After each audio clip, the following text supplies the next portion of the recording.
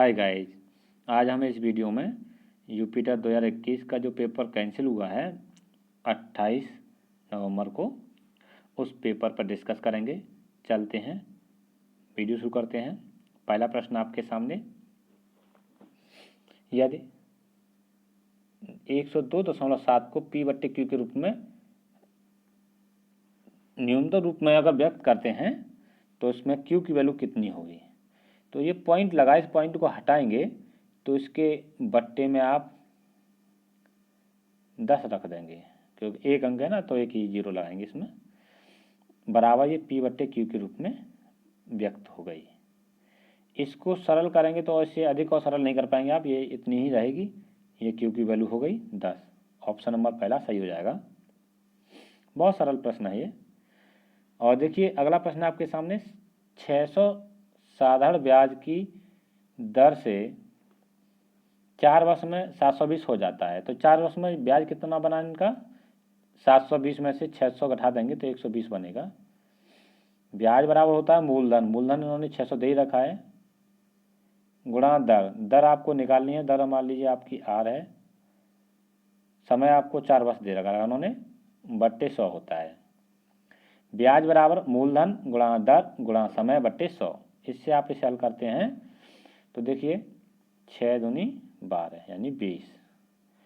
4 से काटेंगे इसे, 4 पन्ना 20। तो आपका जो इसकी दर जो आई वो कितनी आई, 5%। और इसको बढ़ा करके 2 जोड़ करके इसमें कितना हो जाएगा, 7% हो जाएगा। कितना हो जाएगा, ये 7% हो जाएगा। 7% से इसकी ब्याज निकाल लेंगे और इसके मूलधन में जोड़ देंगे। तो चलिए निकालते हैं इसको। ब्याज बराबर होता है आपका मूलधन 600, दर 5 2 7% लेंगे यहाँ, समय वही रहेगा 4 वर्ष के लिए, बट्टे 100। 2 जीरो से 2 जीरो काट देंगे आप, और 600 से 42 होते हैं, और इसमें आप गुणा कर देंगे कितने का, 4 का। 4 दूनी 8, 4 चौक 16, 168 ब्याज हो गई। प्लस इसमें मूलधन और जोड़ दीजिए तो कुल उसकी वैल्यू निकल आएगी, कितना उसके पास रुपया हो जाएगा, तो 768 रुपये। 768 आपका ऑप्शन नंबर ए में है। चलते हैं अगले प्रश्न की ओर। देखो इस तरह के मैंने प्रश्न आपको कराए थे अपनी लास्ट वीडियो में कि किस तरह से प्रश्न बनाता है वो। तो इसमें आप देख रहे हैं 2 पूर्णांकों का योग हमेशा एक पूर्णांक ही होता है, और 2 परिमेय संख्याओं का योगफल हमेशा परिमेय संख्या ही होता है, ये भी सही है। 2 प्राकृतिक संख्याओं का योग एक प्राकृतिक संख्या होती है, ये भी सही है। और इसमें ये कंडीशन थोड़ी डिपेंड करती है कि कुछ कंडीशन ऐसी होती हैं जिसमें कि अपरिमेय संख्याओं का योग अपरिमेय ही होता है, लेकिन कुछ संख्याएं ऐसी होती हैं, कुछ कंडीशन ऐसी होती हैं कि 2 अपरिमेय संख्या को जोड़ेंगे तो आपको अपरिमेय संख्या नहीं मिलेगी, वो परिमेय संख्या मिल जाती है। आप इस चीज़ को दोबारा समझ लीजिए कि कुछ ही परिस्थितियों में 2 अपरिमेय संख्याओं को जोड़ेंगे तब वो अपरिमेय संख्या ही प्राप्त होगी, लेकिन कुछ ऐसी कंडीशन भी होती हैं जहाँ पर 2 अपरिमेय संख्याओं को जोड़ेंगे तो वहाँ परिमेय संख्या मिल जाती है।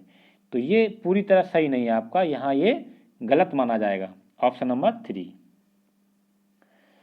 अगला प्रश्न, कोई संख्या अपने 20% से 60 अधिक है। कोई संख्या मान ली x जो है अपने से, यानी कि x का 20% से 60 अधिक है, तो इससे से काट दीजिए, कितने का कटेगा, 5 का कटेगा।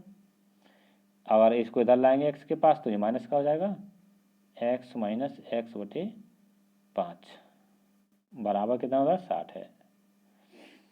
5 एकम 5, 5 में से 1 गया तो 4 बचेगा, 4x बटे 5, तो 4x बट्टे का 5 हमने पहुंचा दिया 60 के पास।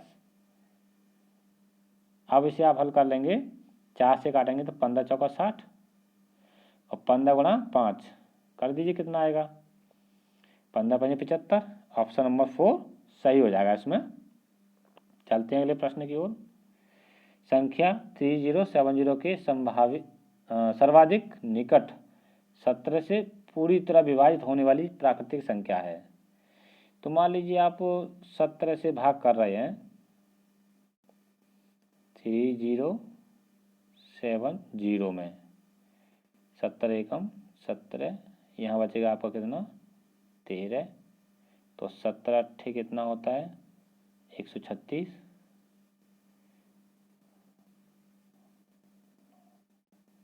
इसमें से घटाएंगे तो आपको 1 मिलेगा, ये हो जाए 0। दो कंडीशन बनेगी आपकी यहाँ पर, पूरी तरह विभाज्य संख्या आपको इसके नज़दीक निकालनी है। तो एक तो संख्या मिलेगी आपको क्या कि या तो 10 इसमें से घटा दें तो ये पूरी तरह विभाज्य मानी जाएगी, या इसमें 7 और चाहिए हमें, क्योंकि 17 से भाग करेंगे तो यहाँ 17 होगा तभी तो जाएगा।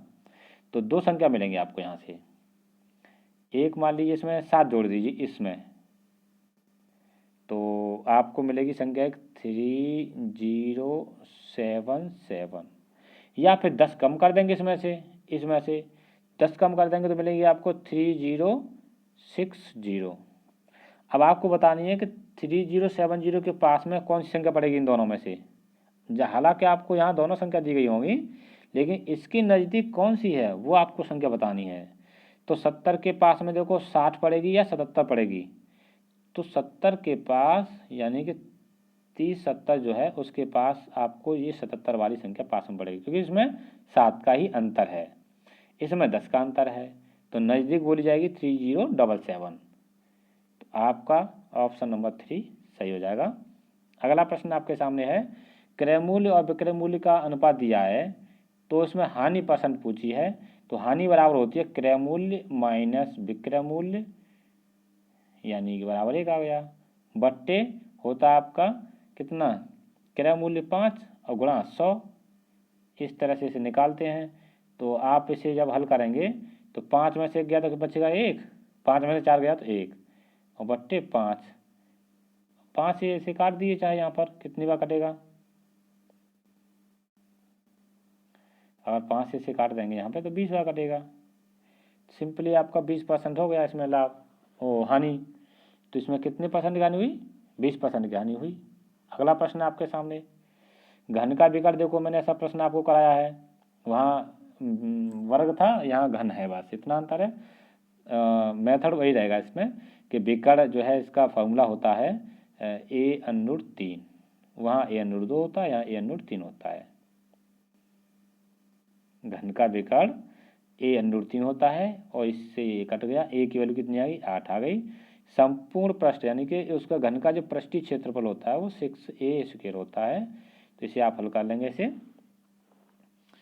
तो 6a की वैल्यू 8 है, 8 8 64 हो जाएगा,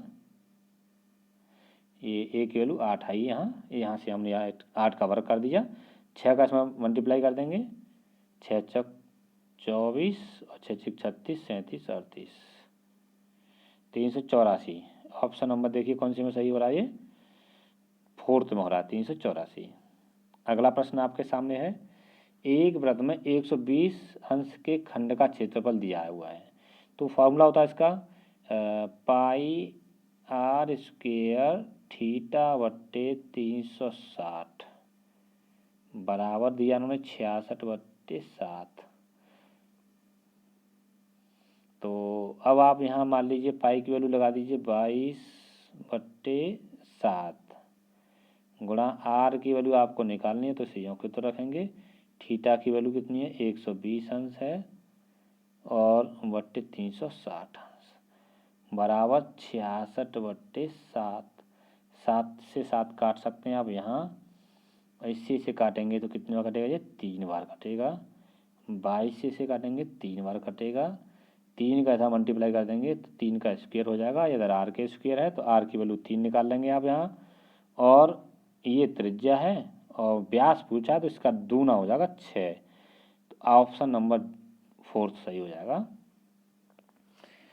यदि किसी वर्ग के विकर्ण को दुगुना कर दिया जाए तो क्षेत्रफल होगा।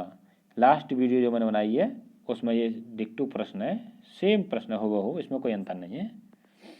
तो उसमें आंसर आता है आपका 4 गुना। किस तरह से आता है, जो विकर्ण है अगर वर्ग का क्षेत्रफल विकर्ण पर डिपेंड कैसे करता है, मान लीजिए विकर्ण आपका डी है, डी मान लेते हैं विकर्ण को, तो डी का वर्ग अपॉन 2 ऐसे होता है वर्ग का क्षेत्रफल। तो अगर मान लीजिए इस विकर्ण को दूना कर दिया जाए तो वो 2d हो जाएगा, और इसके बट्टे 2 हल करेंगे तो 2 दूनी 4 और d² बट्टे 2। तो ये तो आपका वर्ग का क्षेत्रफल था ही पुराने वाले का, देखिए तो 4 गुना हो गया, तो 4 गुना ऑप्शन नंबर 2 सही हो जाता है। अगर यहाँ आपको कहे 3 गुना कर दिया जाए तो 3 का वर्ग कर लीजिए डायरेक्टली, 3 3 9 गुना हो जाएगा। अगर यहाँ 4 दे तो 4 चौक 16 गुना हो जाएगा। इस तरह से आप समझ गए होंगे, वर्क कर देंगे तो आंसर निकल आता है। विनय एक घड़ी 75 रुपये में बेचता है, जिससे उसे घड़ी की लागत कीमत के बराबर प्रतिशत लाभ होता है। तो मान लीजिए जो विक्रय मूल्य है वो 75 है, तो इसमें लाभ हो रहा है तो क्रय मूल्य 75 से कम होगा, तो 150 से 175 तो होगा नहीं, तो ये तो कैंसिल कर दीजिए। अब आप बात आइए इस पे और इस पे। तो मान लीजिए हम ऑप्शन नंबर डी को लेके चलते हैं, 50 रुपये उसका क्रय मूल्य है और उस पर 50% लाभ हो, 50 रुपये के क्रय मूल्य पर 50% का लाभ हो, तो लाभ होगा आपका 25। 50 का 50% निकालेंगे तो 25 आएगा, दोनों को जोड़ेंगे 75 हो जाएगा। ये केवल इसको वेरीफाई करेगा, यही सही है, बाद बाकी सब गलत है। देखिए यहाँ भी एक प्रश्न दिया गया है, थोड़ा ऐसा प्रश्न दिया गया है कि समझने में आपको आ जाए तो समझ लीजिए। यदि दो वृत्तों के केंद्रों के बीच की दूरी उनकी त्रिज्याओं के योग से कम है, बीच की दूरी, केंद्रों के बीच की दूरी त्रिज्याओं के योग से कम है। पहली कंडीशन देखिए, मान लीजिए कि आपका एक वृत्त तो ये है और दूसरा वृत्त ये है। अब ये देखिए आप, इसका केंद्र मान लीजिए ये है और इसका केंद्र ये है। अब दोनों की त्रिज्याओं का योग करेंगे वो ज़्यादा होगा और केंद्रों के बीच की दूरी कम रहेगी, तो ये दोनों एक दूसरे वृत्त काट रहे हैं, ये और इसकी कंडीशन हो गई। दूसरी कंडीशन होती है, मान लीजिए एक वृत्त मान लीजिए ये दिया गया है आपको यहाँ पर, दूसरा वृत्त मान लीजिए यहाँ पर दिया गया ऐसे,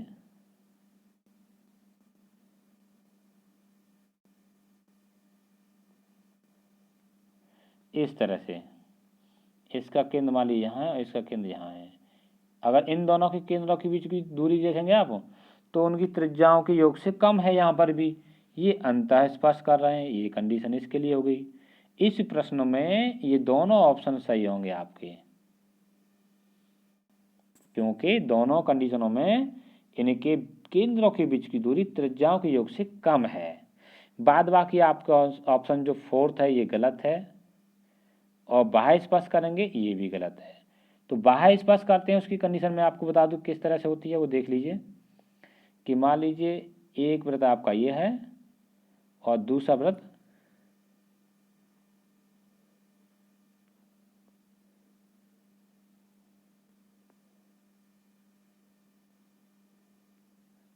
ये है। तो आप देख रहे हैं ये दोनों वृत्त एक दूसरे को टच कर रहे हैं, तो इसका मतलब समझेंगे आप ऐसे ऐसे मिला दीजिए। तो इस वृत्त की त्रिज्या क्या होगी, केंद्र से परिधि की दूरी, यानी कि आर ये वाली 1, और इस वाले की इस परिधि तक की दूरी ये R2। इन दोनों त्रिज्याओं का योग केंद्रों के बीच की दूरी के बराबर होता है।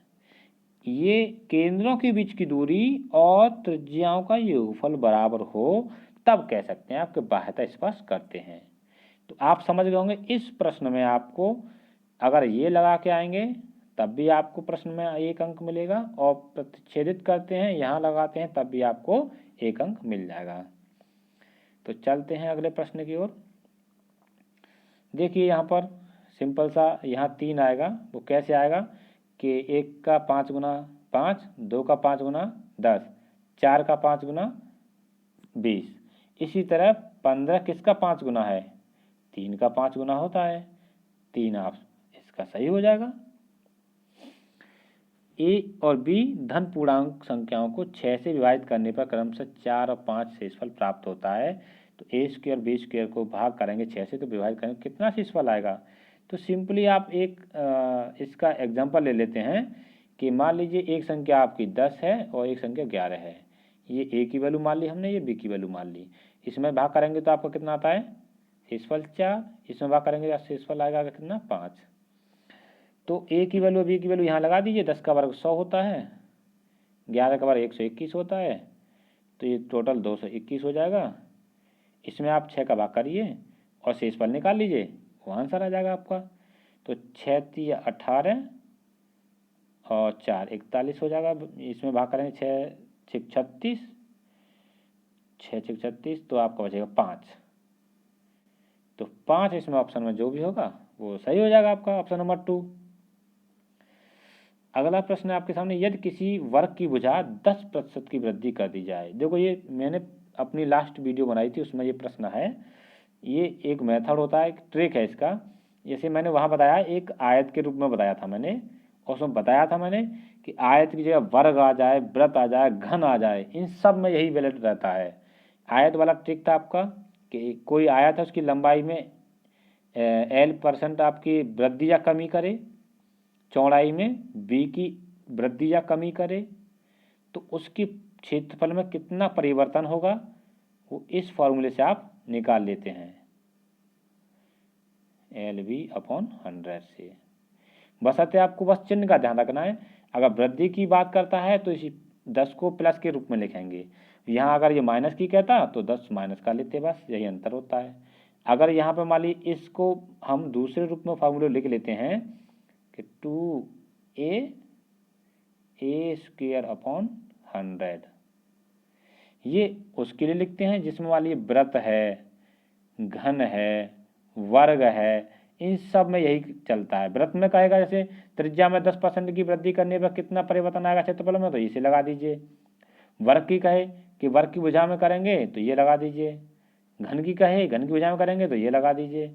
और आयत है, और इसके मान लीजिए कि ये क्रमिक बट्टा आता है आपका कि 10% एक बट्टा है, उसके बाद एक 12% का बट्टा है, तो कुल कितना बट्टा बन जाएगा।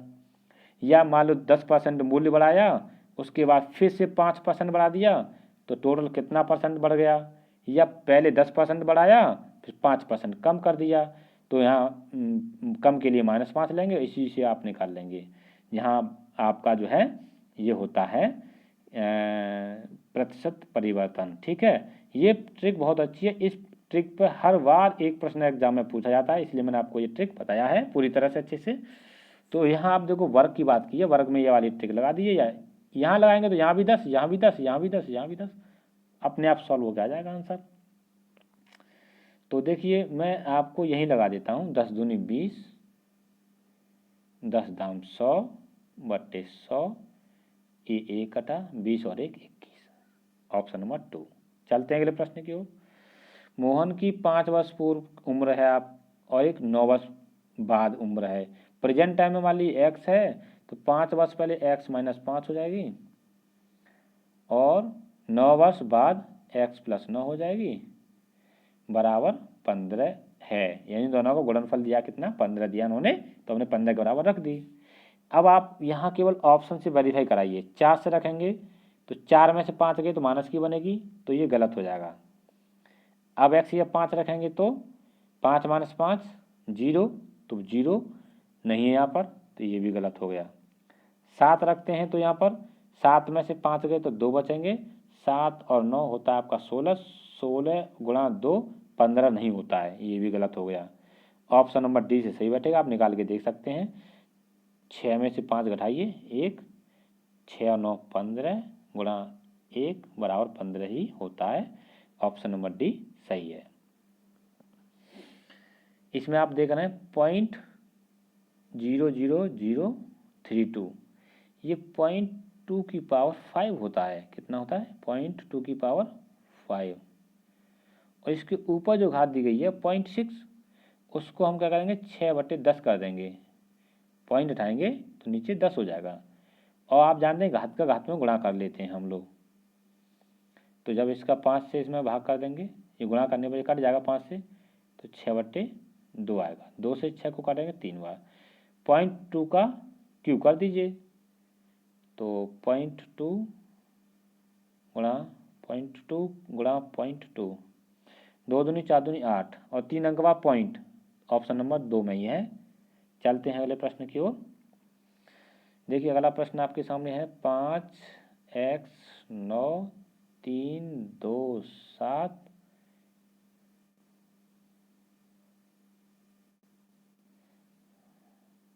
और इसके बाद है आपका 2/8, इन सब का योगफल आ रहा है आपका 1114 है। अब आप देखिए यहाँ पर पहले चेक करिए इसे कितना बैठा है, 5 और 3 8 और 10, यानी कि केवल एक हासिल में आएगा, आप समझिए यहाँ पर, तभी तो 11 बनेगा ये।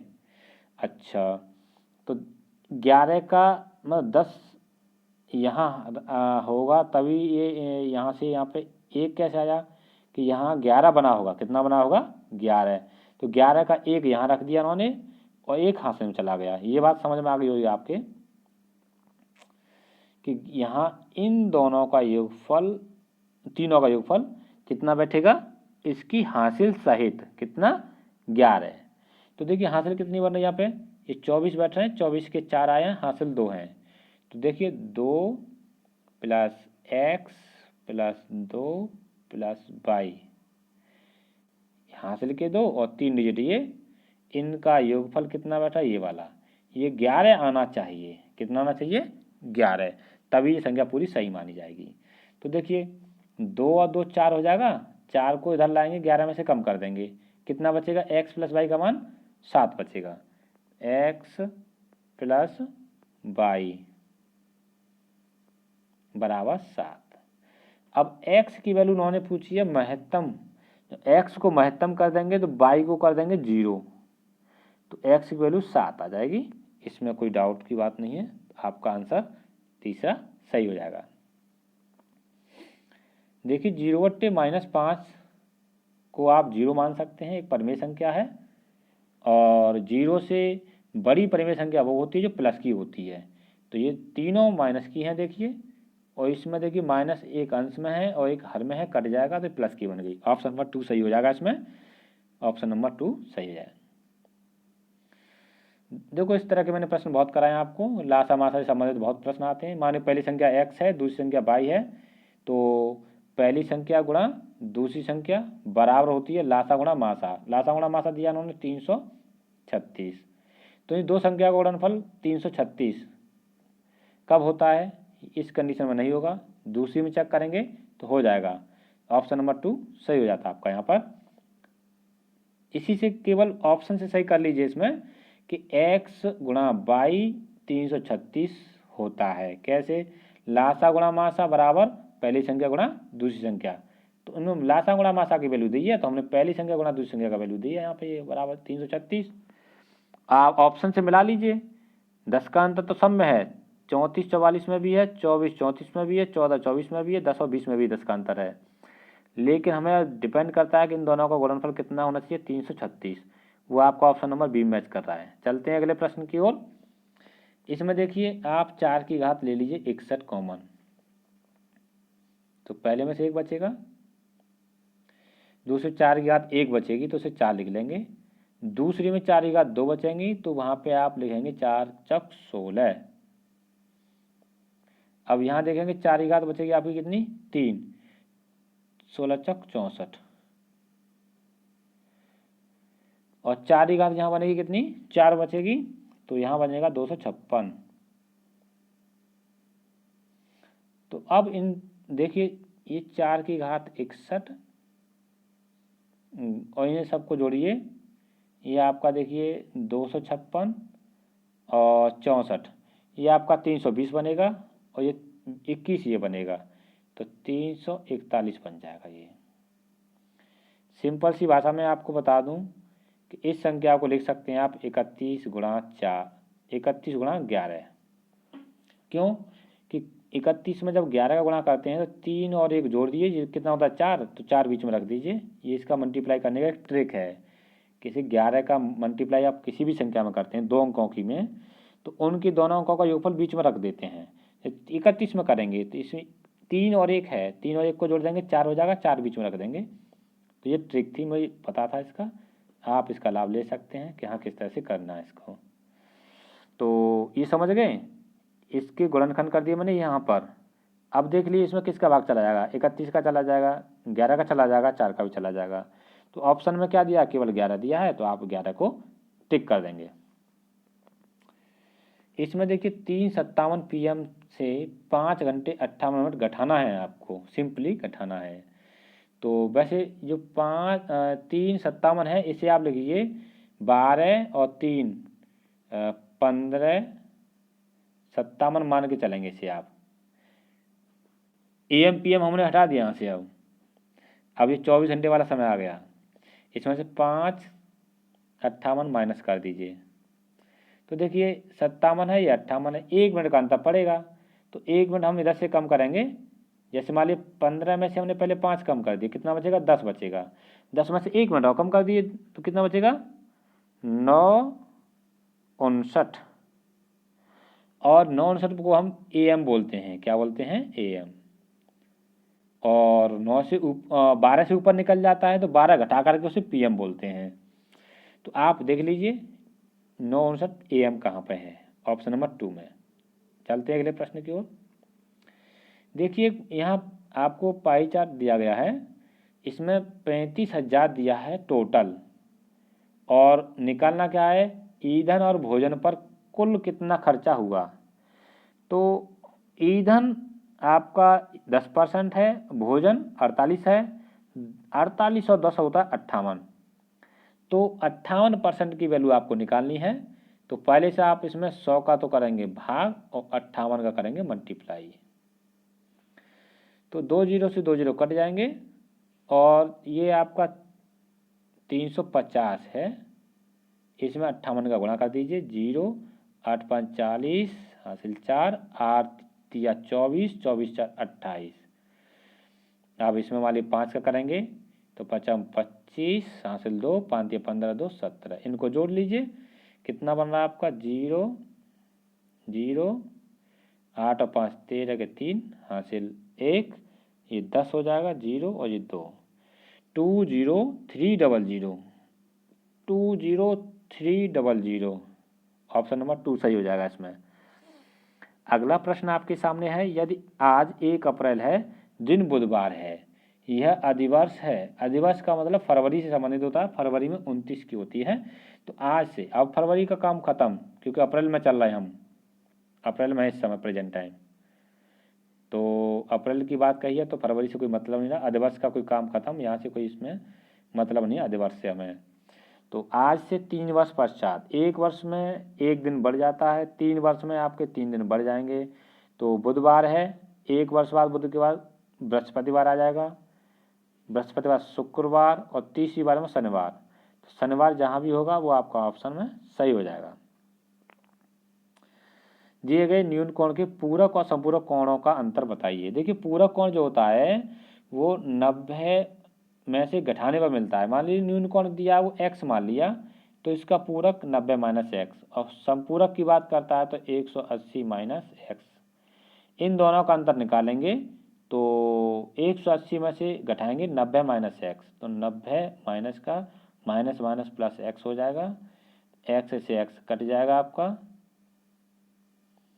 अब 180 में से 90 गया तो 90 बचेगा। तो सिंपली आप समझ जाइए, जब पूरक और संपूरक कोणों का अंतर पूछता तो 90 ही आता हमेशा। ये ऑप्शन नंबर 2 सही हो गया। अगला प्रश्न आपके सामने दिया गया है, वार्षिक ब्याज की दर से आपका मूलधन का 5/6 है ब्याज। तो ब्याज बराबर होता है, मान ली ब्याज क्या है 5/6, मूलधन हमने x मान लिया। क्या मान लिया? x। तो बराबर है वो ब्याज कितने के? मूलधन का 5/6। तो 5/6 ब्याज हो गया यहाँ पर, बराबर मूलधन गुणा दर। दर कितनी है? 16 48 और 2 50 बट्टे 3, ये 3 ये वाला। मूलधन गुणा दर गुणा समय, समय मान लीजिए आपका t है, बट्टे 100। इसे हल कर लेंगे, 50 से काटो से 2 बार, 2 3 6 होता है, 6 से 6 कट गया, x से x कट गया। t की वैल्यू देखिए कितनी आई, t की वैल्यू जो आ गई आपकी वो आ रही थी 5 वर्ष। कटने के बाद t की वैल्यू कितनी आ गई? 5 वर्ष। ऑप्शन नंबर पहला सही हो गया। अगला प्रश्न आपके सामने दिया गया है, देखिए 10 रुपये दर्जन की दर से केले खरीद कर, यानी कि एक तरफ रुपये मान लिया उन्हें, रुपये यहाँ लिख लिया और यहाँ पर संख्या लिखी कितने आप जो है बेच रहे हैं। तो 10 रुपये में आप कितने खरीदे हैं? 12। और 12 रुपये में कितने बेच रहे हैं? 10। तो आपको फ़ायदा कितना होने वाला है कि आप इसका इसमें मल्टीप्लाई कर लीजिए। 144 माइनस इसका इसमें कर दीजिए 100 बट्टे 100 गुणा 100, ये परसेंट हो जाता है। यदि आप इसका ट्रिक देखेंगे तो m रुपये में n वस्तु खरीद कर n रुपये में m वस्तु बेचते हैं, तो उसके लिए ट्रिक होता है आपका n square minus m square बट्टे n स्क्वेयर गुणा 100। वही ट्रिक मैंने यहाँ लगाया है, या ऐसे आप समझ लीजिए 100 से 100 कट गया, 144 में से 100 गया तो 44। ऑप्शन नंबर पहला सही हो जाता है यहाँ पर, ऑप्शन नंबर ए। यदि किसी संख्या का 30%, मान लीजिए संख्या आपकी x है, इसका 30% निकाल लीजिए। संख्या का x गुणा 30/100, उस संख्या के 3/4, मान लीजिए संख्या x है का 3/4 का मतलब 3/4 से 63 कम है तो -63।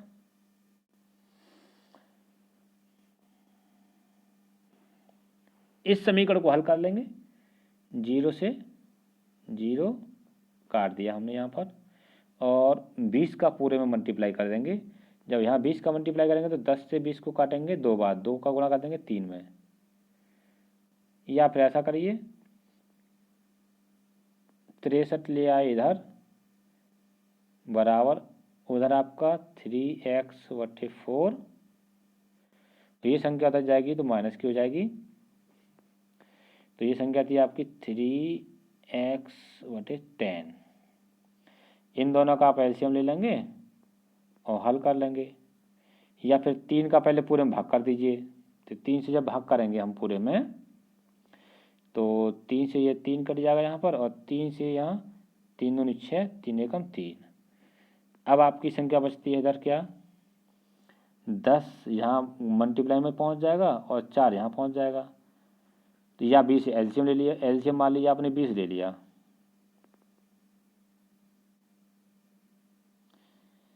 अगर मान लीजिए आपने एलसीएम ले लिया इसका कितना 20, 4 का भाग करेंगे 20 में तो कितने आ जाएगा 5 बार, तो 5x यहाँ आएगा माइनस 2x, 10 दूनी 20। 5x में से 2x कम कर देंगे तो कितना बचेगा 3x/20, और 3 से 7 दिया 21, 7 आएगा यहाँ पर काटने के बाद में, और 20 का मल्टीप्लाई कर देंगे 7 में तो 7 दूनी 14, 140। आपका ऑप्शन नंबर 2 सही हो जाएगा। देखो यह भी प्रश्न मैंने अपनी लास्ट वीडियो में कराया था, एक ही वीडियो से मेरे काफ़ी प्रश्न आए हैं यहाँ पर। मैंने वहाँ बताया था कि जैसे इस तरह के, वहाँ एक प्रश्न कराया था मैंने कि एक्स आपके आदमी काम कर रहे हैं, इतने दिन में काम करके 200 केजी चावल खा लेते हैं, तो इतने केजी चावल खाने में कितने इतने दिनों में कितने लोग चाहिए, इस तरह से कोई प्रश्न था वहाँ। तो मैंने बताया था कि इस तरह से प्रश्न पूछे जाते हैं, यहाँ पर कुछ नहीं करना होता। वहाँ पर 15 मजदूर आपके एक सड़क को 48 घंटे काम करके बना देते हैं, और 30 घंटे में x मजदूर मान लीजिए उसे पूरा कर रहे हैं, इस तरह से मान लीजिए समीकरण बन जाता है। तो 15 दूनी 30 और 2 से काटो 24 बार, x की वैल्यू यानी कि आदमी आपको यानी मजदूर 24 चाहिए। ऑप्शन नंबर 2 सही हो जाएगा। वह न्यूनतम x है जिसके लिए संख्या इतने 11 से विभाजित है। तो 11 से विभाजित करने के लिए इनके विषम अंक जो कौन कौन से हैं, विषम स्थान पर 3 के बाद फिर 4, फिर 3, 2, ये विषम स्थान पर हो गए, पहले पे, तीसरे पे, पाँचवें पे और सातवें पे। अब सम स्थान पर अंक कौन कौन से हैं, इनका योग करिए, कितना आ रहा है पहले, 3 और 3 6, 4 10 तो 12, और यहाँ आएगा देखिए सम स्थान पर 2x और 4, तो 2x और 4 इनको जोड़ेंगे तो 6 + x, 12 और इन दोनों का अंतर 11 से विभाजित होना चाहिए, तब ये विभाज्य मानी जाएगी। तो मान लीजिए 12 माइनस करेंगे 6 माइनस x, तो 12 में से 6 तो कितना बचेगा, 6 बचेगा माइनस x। अब x की वैल्यू कितनी होनी चाहिए जिससे कि ये आपकी 0 आ जाए या 11 बन जाए। तो हम 0 कर सकते हैं, 11 तो नहीं कर सकते, इसमें माइनस हो रही है ये। तो x की वैल्यू 6 होनी चाहिए, 6 में 6 गया 0 और 0 में आपका 11 का भाग चला जाएगा। ठीक, तो ऑप्शन नंबर 3 सही हो जाता है। एक वृत्त, इस वीडियो का लास्ट प्रश्न है, इसमें देखेंगे थोड़ा डाउट रहेगा आपका। एक वृत्त और उसके अंदर बनने वाले अधिकतम क्षेत्रफल वाले वर्ग का क्षेत्रफल का अनुपात। तो देखिए एक वृत्त है, वृत्त बना लेते हैं पहले। मान लीजिए आपका ये वृत्त बन गया। अब इसके अंदर मान लीजिए आप एक बना रहे हैं क्या, वर्ग।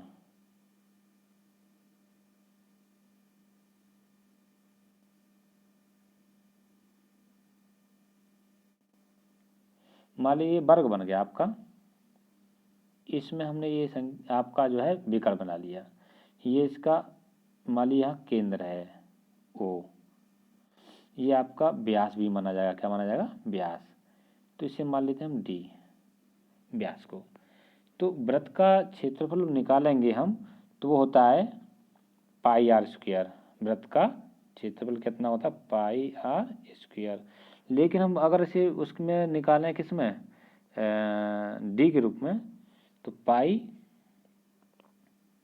D/2 का स्क्वायर, ये आपका वृत्त का क्षेत्रफल होगा पाई D/2 का होल स्क्वायर बट्टे, क्योंकि अनुपात पूछा है ना।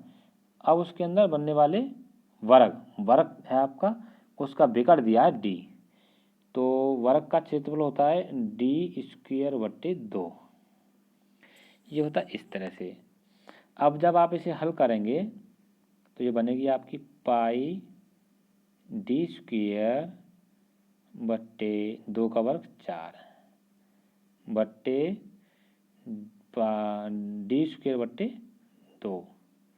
तो देखिए D² से D² कट जाएगा, 2 से ये कटेगा 2 बार, तो π/2 बचेगा। यहाँ पर कितना बच रहा है, π/2।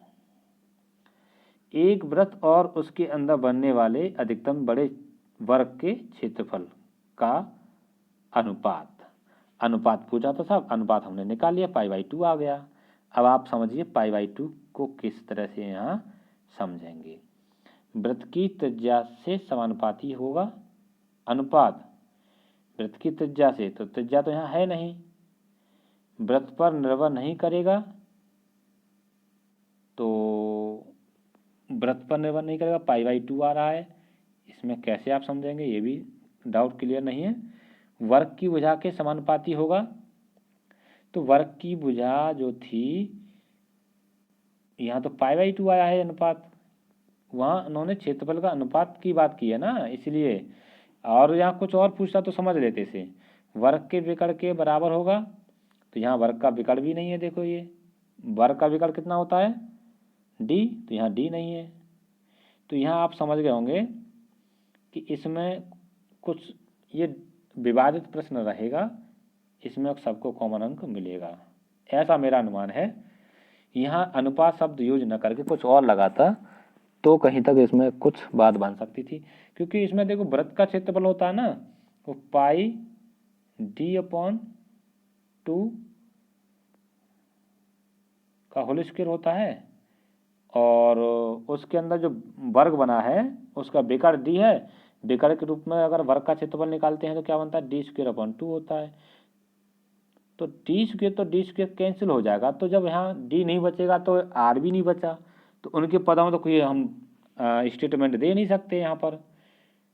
तो यहाँ आप समझ गए होंगे ये प्रश्न हमारी समझ से बाहर है, विवादित प्रश्न रहेगा इसमें, और हो सकता है ये तो परीक्षा रद्दी हो गई। अगर ऐसा प्रश्न रहता है परीक्षा में तो उस पर कॉमन अंक मिलने के चांसेस ज़्यादा रहते हैं। तो ठीक है, आज की वीडियो बस इतना ही, मिलते हैं अगली वीडियो में। Thank you for watching this video.